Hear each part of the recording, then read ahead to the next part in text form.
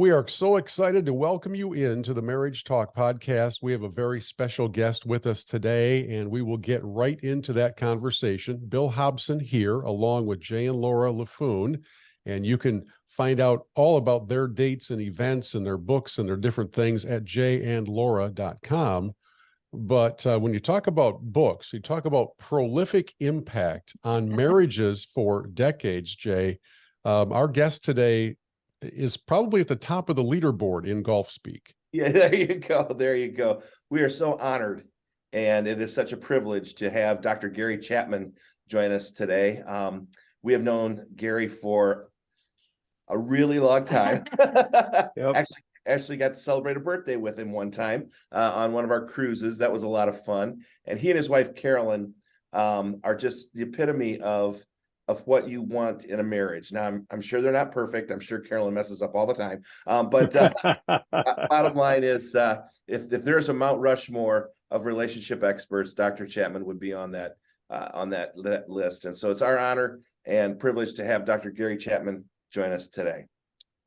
Well, thank you. It's good to be with you and Laura again. I Yes. always enjoy our time together. Yes. And I always just love the way you say my name, because you say my name like my mother does, because you're from the South. So it's a Laura. See, up here in Michigan, it's a Laura. Oh, okay. Okay. Laura. Well, it's always Laura to me. Takes me back to my Southern roots. Well, Dr. Chapman, as the guy in this conversation who doesn't have years and years of background together with you, I would love to know, just as a background for perhaps some of our audience members who are also a little bit newer to your motivation and your history, when was it that you felt the call from the Lord to pour your energy into impacting marriages? We often will ask a preacher, when did you know that you had this gift or this calling for preaching? How about you when it came to marriages? Well, you know, when I came on staff at the church where I have served for 50 years, actually 2 years ago, I officially retired, but they let me keep my office and keep my assistant. So I'm still here every day. I just told the pastor, I need to get off the payroll, you know. Yeah. But I never intended to get into counseling. That was not my forte, really. But when I got in the church, directing our adult education program and started teaching classes on marriage, people that were hurting wanted to talk. And I had taken, courses on counseling in seminary. Back in those days, they didn't even offer a master's degree in counseling, but they did have counseling courses, so I took them. And so I kind of got pushed into that, and it really became then a major part of my ministry. I was seeing for years 20, 25 couples a week, which nobody told me that was too many. But at any rate, and then the books actually came, along the way years later, after I was learning some things about counseling and also things that really, really help people. The books were an overflow. Almost all my books are an overflow of my counseling ministry through all these years. And so as we're counseling people, and I mean, because I'm fascinated by your 5 Love Languages book. We're going to talk about another book later on, but the impact that had on our marriage, not once, but twice, and ongoing. Now, I'm fascinated how you derived this idea of the 5 different love languages, because they're spot on. They're just absolutely spot on. Yeah. Well, they, again, as I said, came out of my counseling because what happened was over and over again, couples would sit in my office and one of them would say, I just feel like he doesn't love me, or I just don't feel any love coming from him or from her. And then we would start talking, and the other person would say things like, I don't understand why you would not feel loved. I do this and this and this and this and this. And why would you not feel loved? And I knew they were sincere. In their mind, they were loving their spouse, but it wasn't connecting emotionally with the other person. So eventually I sat down and read several years of notes that I made when I was counseling and asked myself the question, when someone said, I feel like my spouse doesn't love me, what did they want? What were they complaining about? And their answers fell into 5 categories. And I later called them the 5 love languages. And I wasn't dogmatic to say there's only 5. These were the 5 I discovered. But now, after all these years, I'm a little more dogmatic. Sure. I've had a lot of suggestions. Like the 6 love languages, chocolate. I said, well, if they bought it, it's a gift. If they made it, it's an act of service. There you go. And if it has a message on it, it's words of affirmation. Right. Yeah.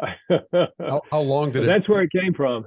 How long did it take, Dr. Chapman, before you started to see this flood of feedback coming in from that work where you thought, oh my goodness, this appears to be exactly what people needed to hear? Did it catch you by surprise at all? It did. I knew the concept would help people, but I had no idea that what has happened would happen. I think the first year it only sold 8,000 copies, and then it started selling more each year. And they told me a few weeks ago it's sold now 20 million copies. Wow. 60 languages all over the world. It absolutely blows my mind. But it does say to me, this is very helpful to people. That, every year, it's been out now 30 years. Every year it still sells more than the year before. And that doesn't happen to books. But I think it is because it's meeting that deep need we have to feel loved.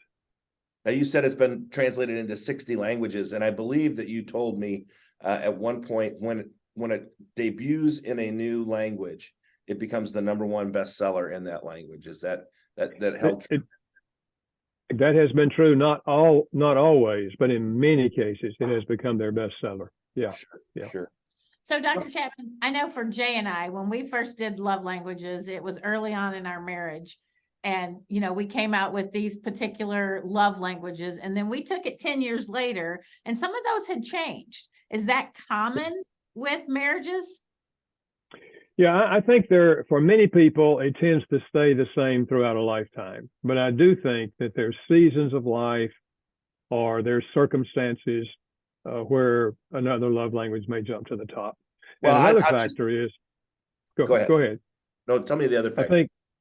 I think sometimes if #1 and #2 are very close, and sometimes they are, I call these people bilingual.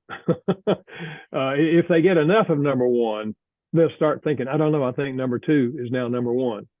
But if they stop getting #1, they'll quickly say, oh, no, that's still my primary. Yeah.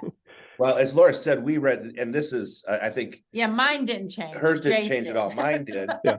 Because we read it very early in our marriage. And as a result, intimacy was very important to me. And so I thought that Not intimacy, it was sex. physical touch, but whatever. Because I enjoyed intimacy with my wife, I thought one of my love languages was physical touch. Yeah.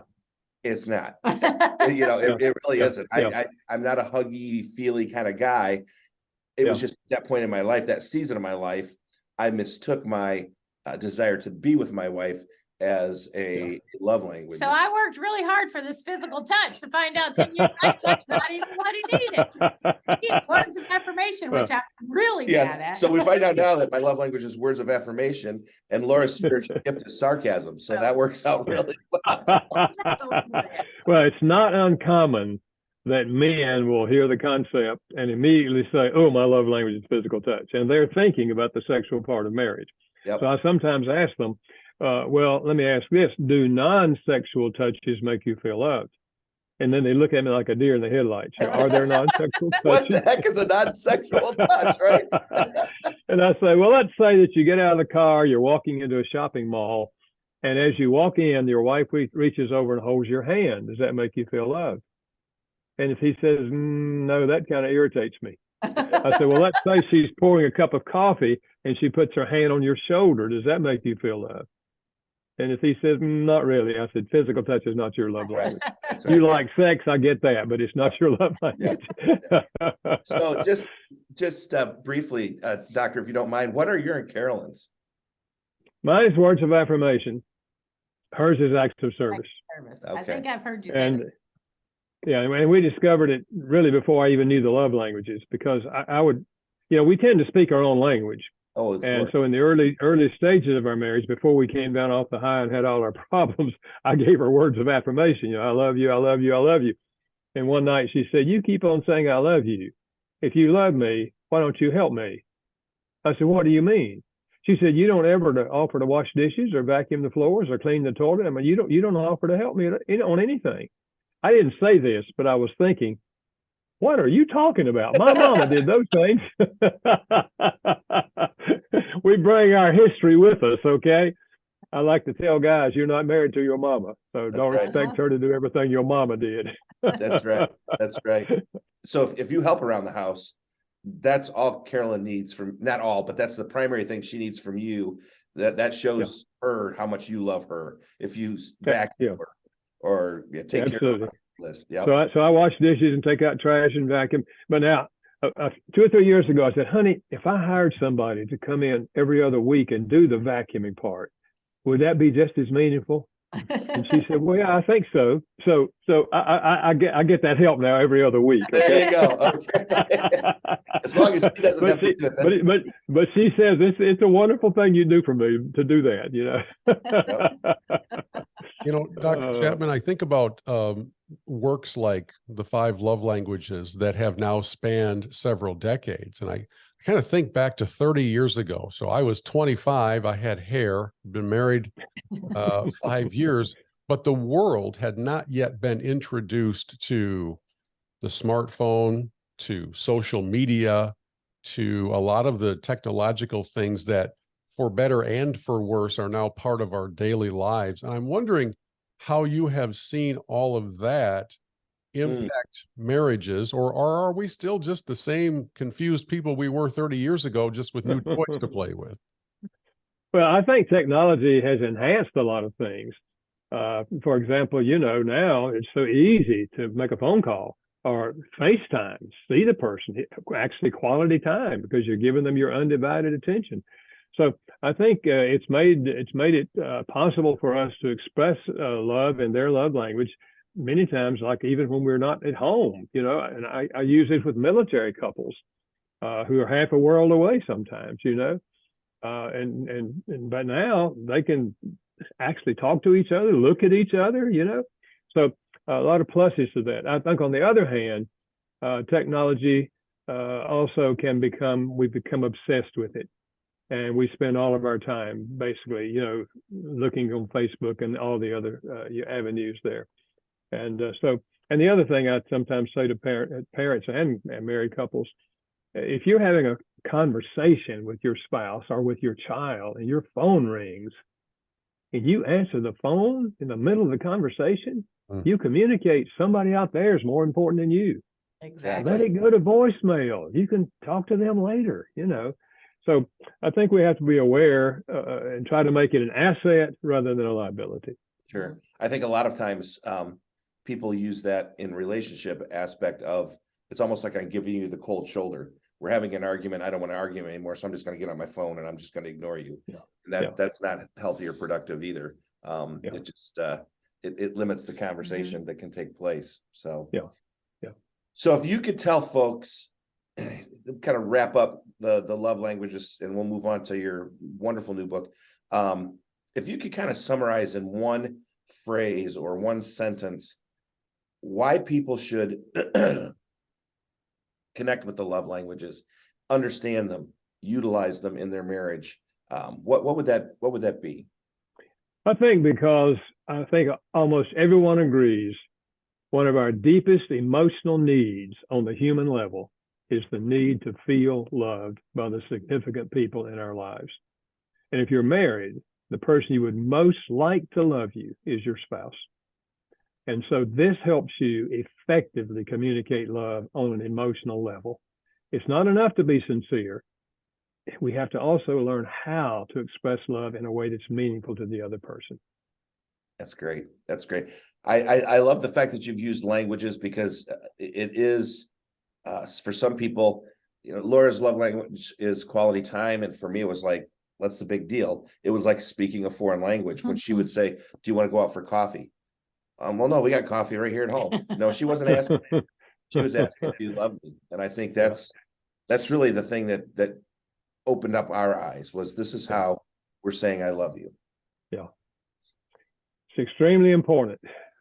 So we Well, were let's- talking, Dr. Chapman and I were talking before Jay and Laura joined in and we started to record the conversation. I was asking him about this prolific mind that he has and how easy it would be for the guy who wrote the 5 love languages to just put his feet up by the fire and kind of kick back and relax. And yet, really, Dr. Chapman, the Lord has gifted you with motivation, obviously with wisdom and insight and knowledge, and an ability to communicate that led you to another new book in the library, 5 Traits of a Healthy Family, which is out there now and already making an impact. So before Jay and Laura dig into those 5 traits with you, let me just ask you to share with the audience why keep going?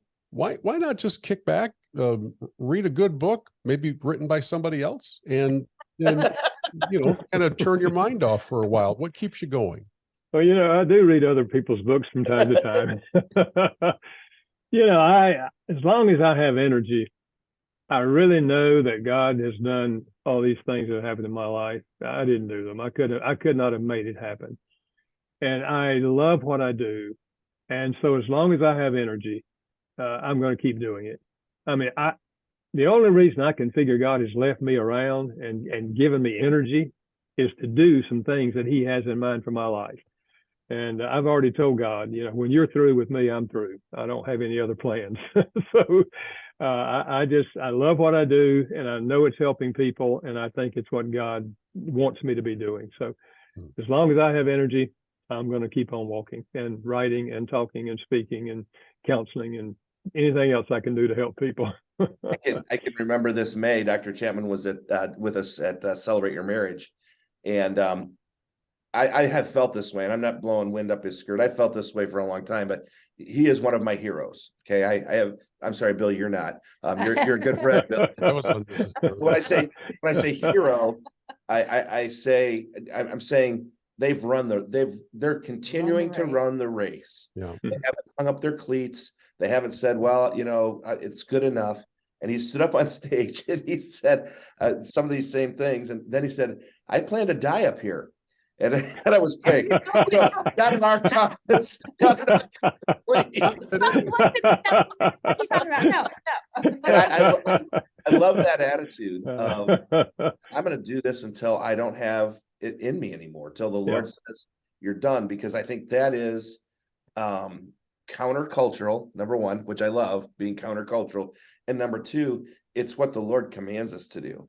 And so I really appreciate that about you, Gary. It's just that you're not only doing it, you're doing it with joy and with fervor and with expectation that is it's infectious. And so I thank you for that. And Bill, I'm sorry you're not one of my heroes, but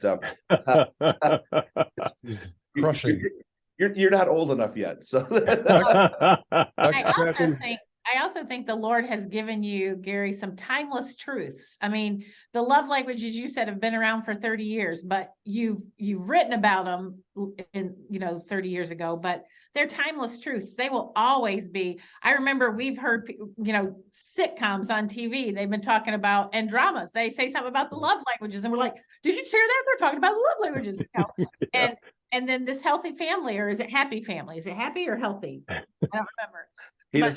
5 traits of a healthy family.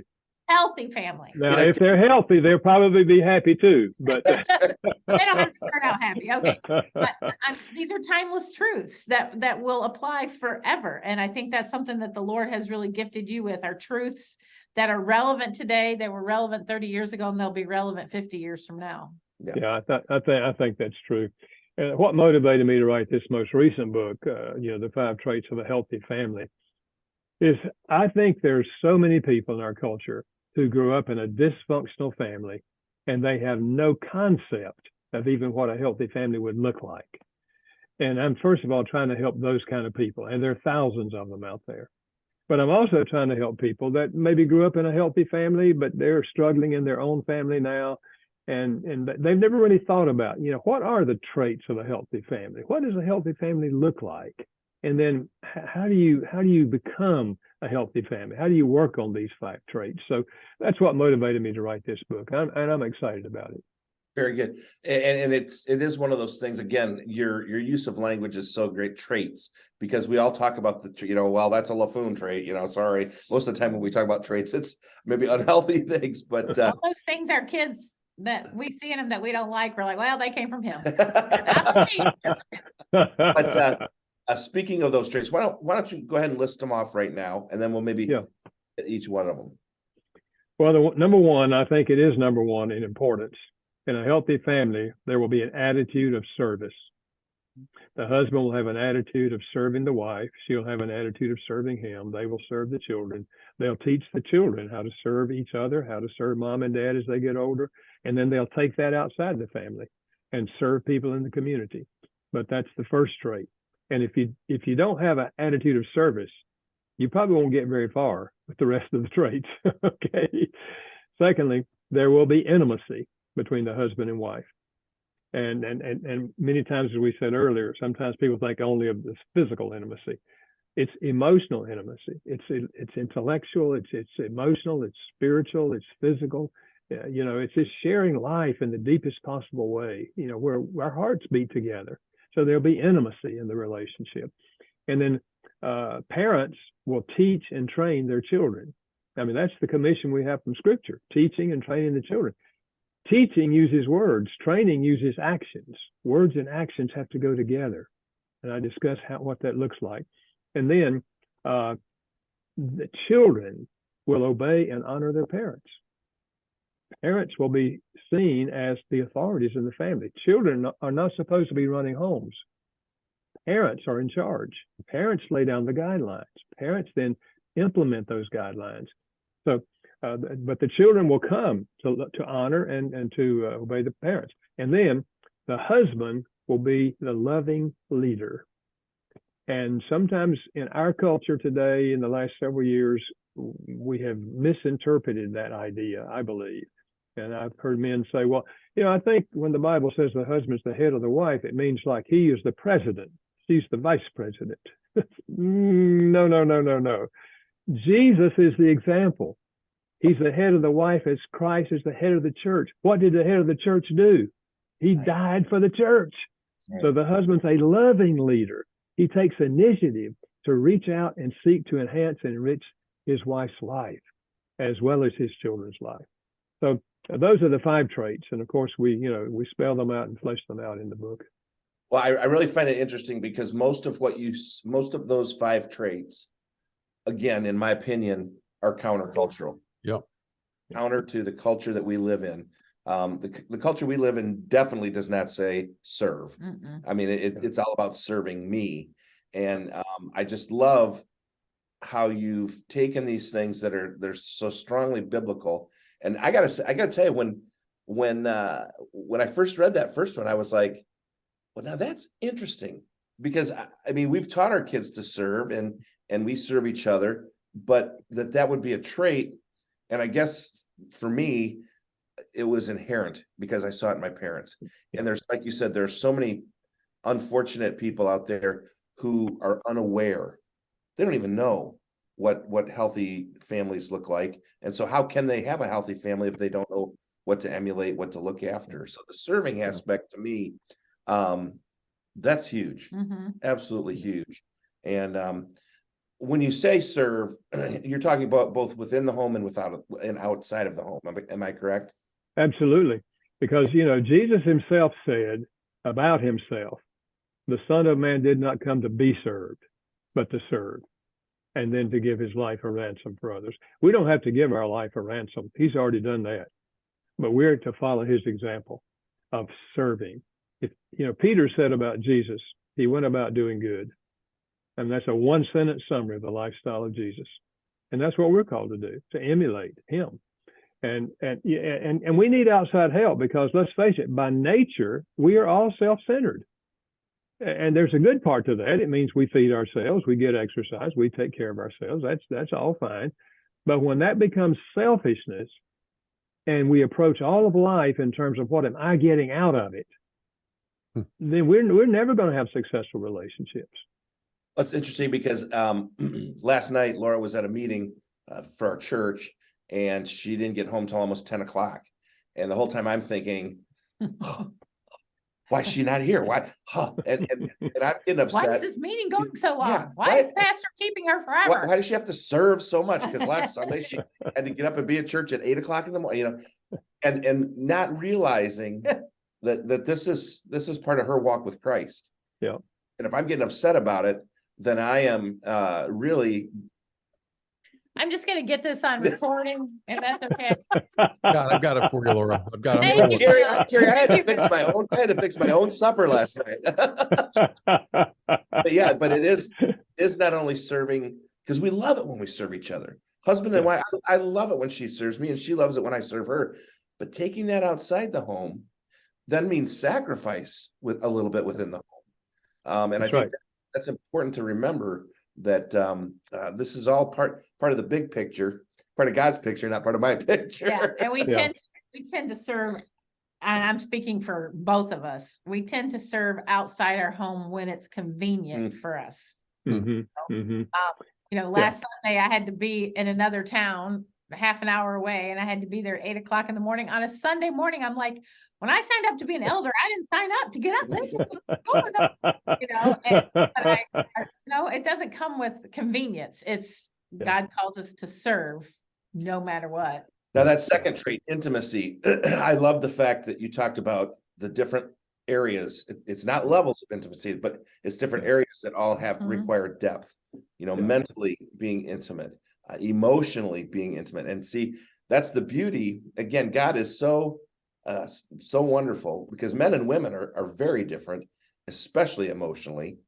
And the only way we can be intimate emotionally is if we use that word that, again, I don't like to use a whole lot, but is empathy. This is why my wife feels this way. I need to understand that and recognize that that's a real feeling for her. Or why my husband feels this way. Right. Yeah, right. When we say emotions, we always think the woman is more emotional than the man. And in this relationship, that's not that way. He's the more. I'm the big girl. But again, I think you're exactly right. I think there has to be that kind of intimacy where we share our feelings, not only our thoughts, our ideas, our dreams, but we also share our feelings, negative or positive. We share them with each other. And when our spouse is sharing their emotions, we need to be on the listening side. And we want to be trying to see the world through their eyes, rather than saying, well, you shouldn't feel that way. Why would you feel that way? No. It's asking questions until you can honestly say, you know, honey, I can see how you'd feel that way. I can see how that would hurt you, you know. And so it's being empathetic with each other's emotions. So both Bill and his wife, Ellen, and Laura and I, we have adult children now. And just one question, where was this book 20 years ago? And I like to take the question and tweak it a little bit, because I've been focusing in on that third point. There are two words in Parents Who Guide Their Children that I'd like to have Dr. Chapman help define: guide and children. Because when they're 10, I get it. I'm guiding them. We're not going to do this. We're not going to put the fork in the outlet. We're not going to cross the road without looking both ways. We're going to say our prayers. We're going to be in Sunday school. We're going to guide. We're going to raise these children. But I'm curious, Doctor, how those words change as the children, who are always my children, become adults, and how my guiding of them has to kind of recognize that, and at the same time, maybe not pull all of my remaining hairs out. I hear you. And I think anyone that has adult children can identify with what you're talking about. And I think we have to recognize we're teaching and training them when they're younger, when they're at home with us, so that they can become independent, because we're not going to be here forever. Typically, parents die before the children do. Not always, but that's the pattern.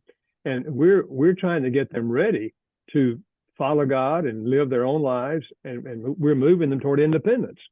And so we need to keep that in mind. And so I say sometimes when they're still at home in high school, make a list of all the things you'd like for your children to know how to do by the time they get to be 18.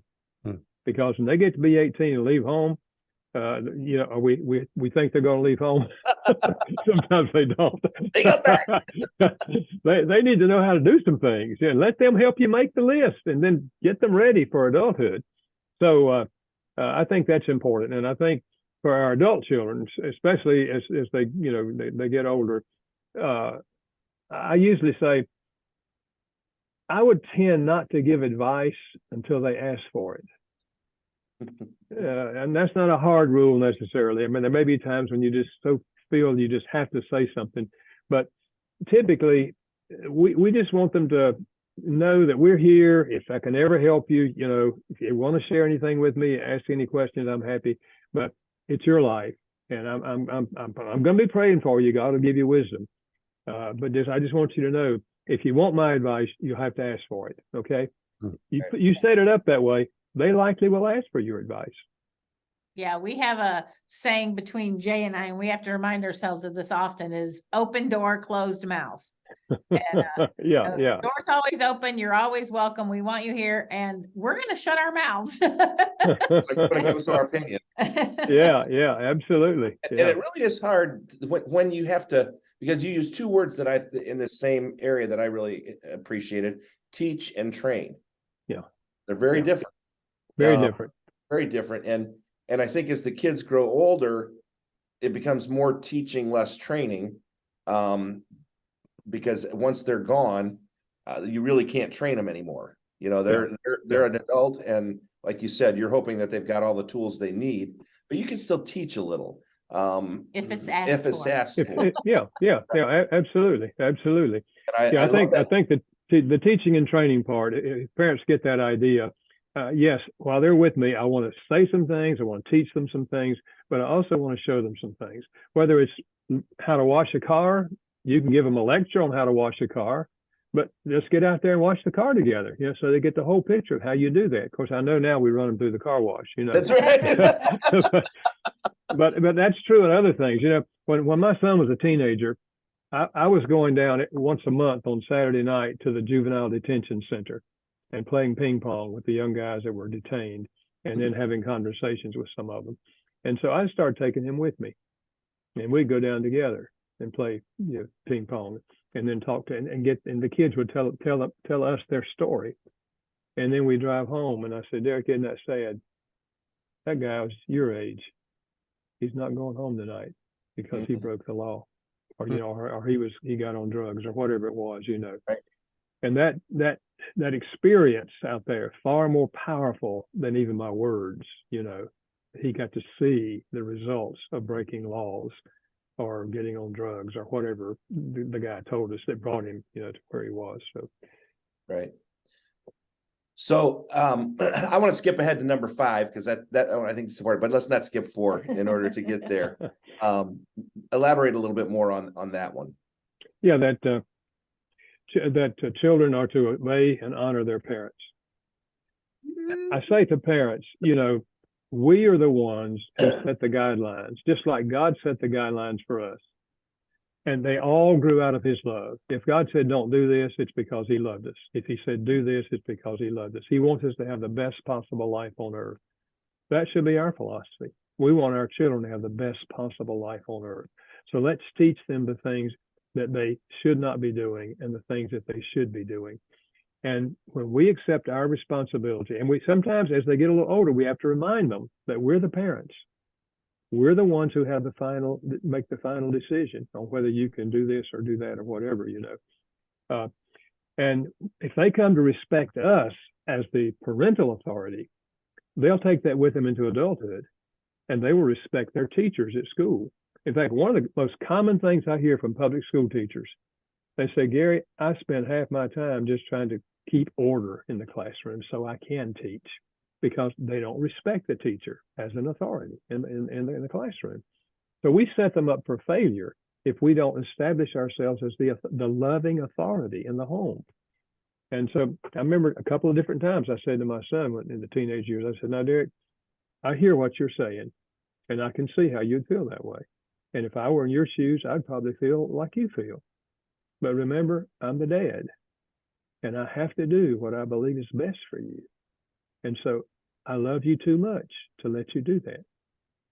So, and it doesn't mean that they'll be happy about it, but I think they walk away and they know what I'm saying is true, And I do remember my son saying to me one time, he said, Dad, I'm going to do what you say. I just want you to hear me. That was a lesson for me. That was a lesson for me, to hear his side of the story and identify with his side of the story. I had to learn how to do that.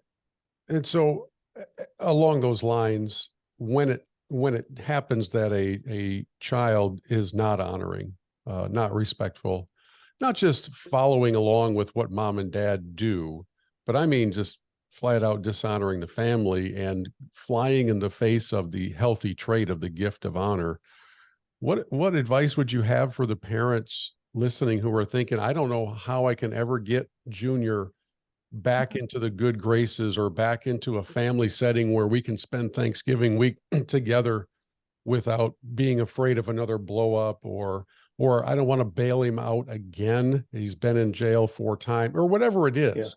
Yeah. How do we put the pieces back together when that part of the healthy trait has been derailed? But I think first of all, in the process, we have to let them suffer the consequences of their wrongdoing. I don't encourage parents to bail them out of jail. Let them sit there. Let them live with, whether it's a day or an overnight or just 6 months, let them live with the consequences of what they did, and love them in the process. Love them when they're there, when they're suffering. But on the other end of that, as you said, they get older, and that we've had these fractured relationships along the way. To parents, I say if you have a fractured relationship with your adult child, first thing I suggest is ask God to show you, Lord, if there are failures in how I responded, will you please bring them to my mind? And he'll do that. And you write them down, the times that you failed, because we're not perfect. And you just write them down and ask God to forgive you. And then go to that adult child and say, I've been thinking about us. I've been looking back over the years, and actually ask God to show me where I have failed you. And he brought several things to my mind that I'd forgotten about, but I want to share them with you, and I want to get your perspective on them, but I want to apologize for these things. And so you take that step, and they may not have a real positive response at the moment, but they're going to walk away and think, boy, I never thought I'd hear that. Never thought I'd hear them admit, that. Now, the flip side of that is parents sometimes take all the responsibility on themselves. If their children make poor decisions, in my office, they say, Dr. Chapman, what did we do wrong that our child made these decisions? And that's the other side. And what I say to them is, listen, God's first 2 children went wrong, and they had a perfect father. Don't blame yourself for all of your adult children's decisions. They're free, just as we were free, and so don't take all of that blame upon yourself. But the other side is what I've described, that if there were failures, then let's deal with them, not just push them down and ignore them. Let's deal with them, and let's apologize for them. Along those lines, we have 2 very wonderful kids. They're absolutely treasures, but one was very compliant and easy peasy, whatever mom and dad say goes. The other was swing the other way a little bit and would be considered a strong-willed child. Again, still very honored us, but there was a lot of pushback, and so for me, it was hard making that adjustment from child to child. Why can't I treat the children the same way? And I think, unfortunately, they're 2 different human beings, and you have to figure out what's going to work for one is probably not going to work for the others, and you've got to figure out how to best approach each child when it comes to this idea of them being, obedient and honoring. So that's absolutely true. I think that to parents, I often say, one of the things I wish I'd known early on is that no 2 children are alike. And we have to relate to them as individuals. You can't relate to both of them in the same way. And we also go ahead. I was going to say, they have different love languages, for example, and they're going to have a lot of other differences. And so we have to treat them as individuals. And we heard a podcast. I don't even remember who it was or the name, but what struck me was this gentleman talked about the fact that, yes, your children are different and you're different parents to each child. We had our son, and 7 years later, we had our daughter, we were very different individuals. We were very different parents. And so you parent differently, and you should give yourself that grace to understand that you're a different person, even if your kids are 2 years apart or 18 months apart, you're still a different person. You're a different parent. You've grown, you've matured. And so understanding that you're going to parent your children differently, and what works with one isn't going to work with the other. And you may not even try to make it work with the other because you're a different person. So that was very comforting for me to hear that, yes, I was a different mother with the firstborn than I was with the secondborn, because they're 7 years apart and I was 7 years older. Right. Yeah, absolutely. All those things are key factors, I think, for parents to understand. One of the things that I've appreciated the most about Dr. Chapman's work is that he's not afraid to dip his toes into sensitive waters, right? So parents, children, and the idea of honoring and obeying. And then as we kind of come down, I think, Jay, this is probably where you were headed, as we come down to the fifth point in the book, talking about husbands and fathers who love, support, and lead, and the husband being the head of the household. I mean, this is a scriptural precept that has been voted out of popularity, right? It just has. It's literally a countercultural concept. And at the same time, everywhere we look, almost every headline we read that has to do with domestic situations comes from a situation where that wasn't the case, or perhaps the father, the man, was not doing his job well or properly or with respect and dignity. So I'm curious, Dr. Chapman, as we move to that part of the book, did you know in advance, before you even struck the key on the keyboard, that this one's going to get lit up a little bit? I did indeed, because it's so anti-culture today. And the other factor is there's so many children who grow up in homes where there is no father. Yeah. And I have deep admiration for single moms. I mean, it's God designed marriage and family to have a husband and a wife, a mother and a father, and I think, and sometimes we can't help that because a father will die, and other things. But in our culture, of course, it's very, very different now. But So go ahead, Jay.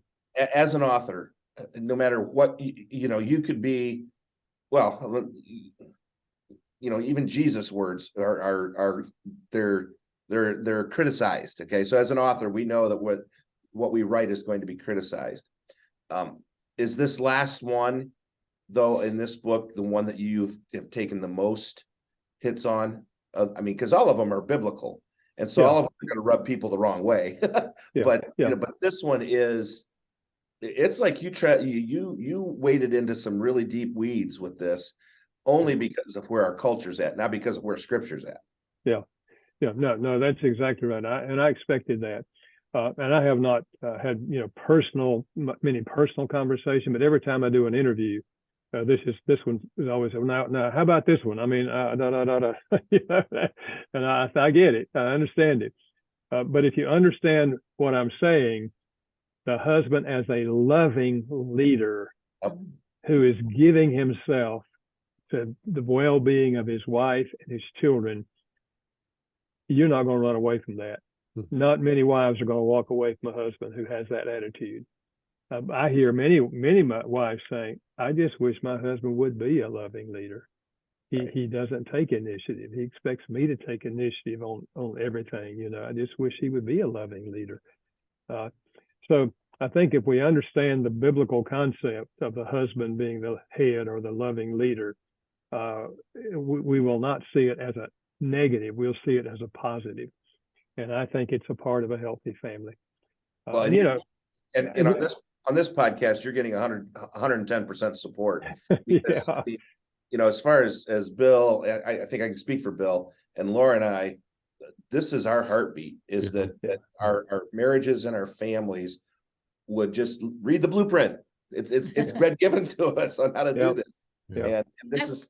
I would like to know, though, Dr. Chapman, what would you say to a man, and this, I've heard this so many times at our marriage conferences and our workshops and date nights and what we do.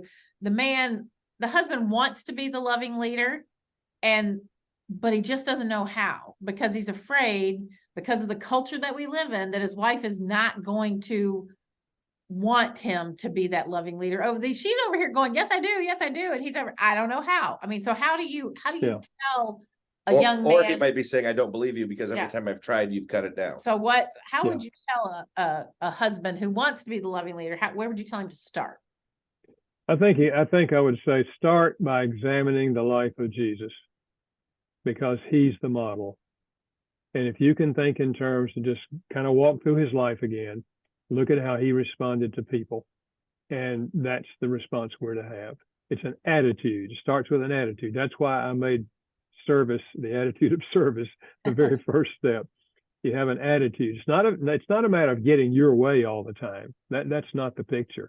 It's the attitude that I want to do everything I can to help you, the wife, become whatever you believe God wants you to become.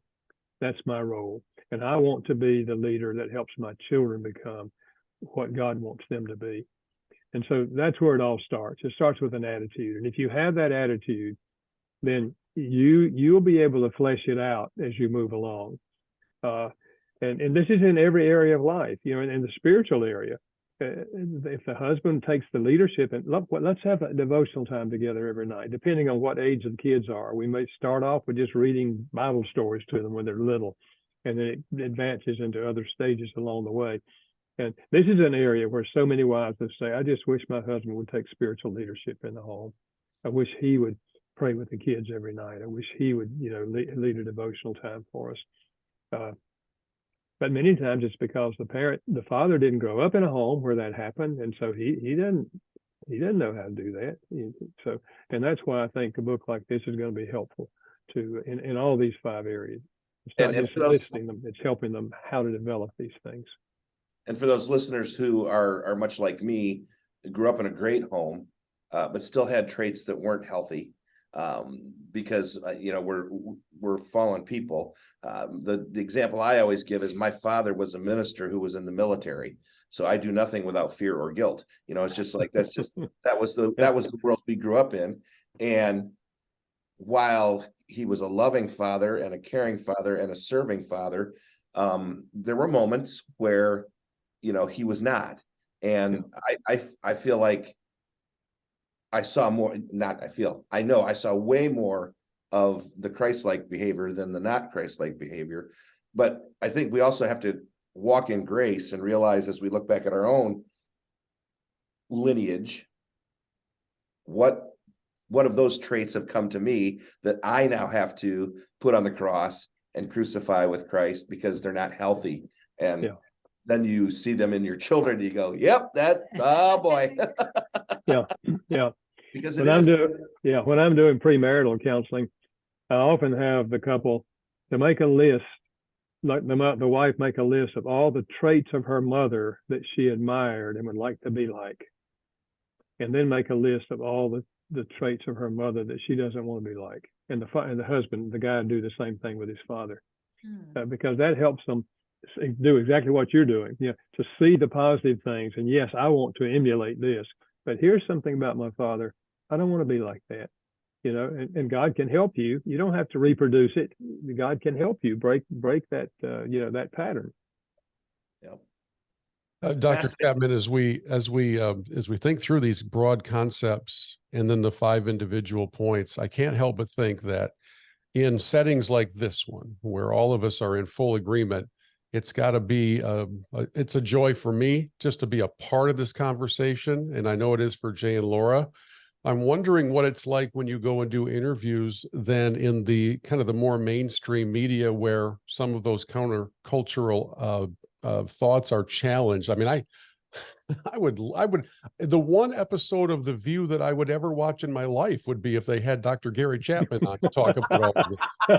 And you could convince those 5 I would pay to watch that. Yeah, you could convince those 5 seemingly miserable women that there is a cure for their misery and that it is to follow God's precepts. But my question is, along with my unsolicited editorial comment, is where do you pray that this book will go? Is it needed outside the church as much as it is inside the church, or do you have a specific audience in mind? Well, I think it is needed across cultural, Christians and non-Christians. Now, how non-Christians read it, because we all read through our own filters of what we already believe or already think to be true. So it remains to be seen, the impact it will have on non-Christians. But I would hope that non-Christians want to have a good family as well. And Yeah. so I would hope that reading it will help them get some ideas of what that might look like. And as we sit here now realizing that for the most part, when a listener new to our Marriage Talk podcast discovers us, it's most often because they're in a rough spot. They have gone to a Google search. They have been searching for podcasts, or they've been searching for some sort of a marital insight or counseling program that can help them find some degree of hope. And I would love to have you talk to that husband or that wife who thinks, you know what, this is my last straw. But we're all talking right in the middle of the holiday season. And this is that time when a lot of people are doing serious life reflection on where they are, where they're headed, and what they need to do differently. And some of them are hearing the 5 things we just talked about and said, well, I just went 0 for 5. So clearly we're not very healthy. What would you like them to hear?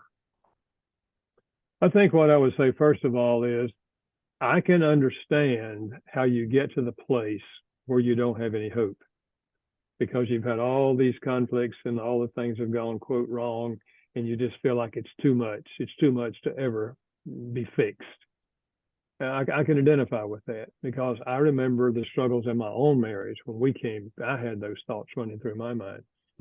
So I often say to couples, you are where you are emotionally. So if you don't have any hope, then would you go on my hope? Or if you have a counselor, go on the counselor's hope, because if that counselor is a Christian counselor, they're going to have hope for you.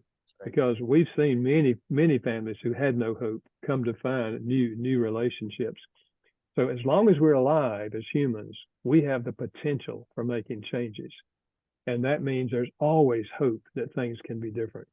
So I would say, yes, reading a book may be a starting place, to get an idea or two, whether it's this book or whether it's the original 5 Love Language book. I've had many people say to me, Gary, that book, The 5 Love Languages, saved our marriage. I mean, we were at the point of thinking divorce, and we read it and the lights came on, So yes, sometimes a book can really make a powerful change in your life. And then if not, then reach out for help, Even if you don't go to church, call a pastor of a local church and say, could you help me, or could you recommend somebody that might help us in our marriage? Listen, counseling, people, even non-Christians, are accepting counseling today because everybody is so desperate. And it's just a matter of finding a counselor that can help you and move you in a good direction. And typically, pastors know who those counselors are in the community. So good. And we're so thankful for the time we get to spend with you. And Jay and Laura, I know that I know how excited you both were when the schedules aligned and we knew we were going to be able to talk to Dr. Chapman. Let me just ask the two of you as we wind down our time, why does it mean so much to you two to have him join us? Now you're making us cry, Bill. Role model. I mean, there's so few role models in Christendom, and in particular in the relationship arena, that are humble, love the Lord first, seeks to serve rather than be served. And every time we have come in contact with Gary over the many years, this isn't an act. He is a humble servant of the Lord. And there's certain people you just want to be around them because they emanate Jesus, and Gary is one of those to us. I wondered because he says my name right. No, I think, when he was talking about, the 5 love languages, we weren't thinking about divorce. Murder, yes, but not because divorce. when we got married, we said we would never say that. We wouldn't even speak that word. So it wasn't even a blip on our radar, but the 5 love languages changed our marriage twice, as we've said. And it really has. It's something that we when we do our marriage education, it is a book that we recommend it on our website. We recommend it everywhere we go. Everybody we talk to, couples that we talk to, it's always one of the first questions. Have you ever read the love languages? Because when they start talking, if they have, they've forgotten or they never read it. And we all, go take the test, read the book. It's something we talk about in our coaching and everything we do. We say, you need to read the 5 love languages because it will help you.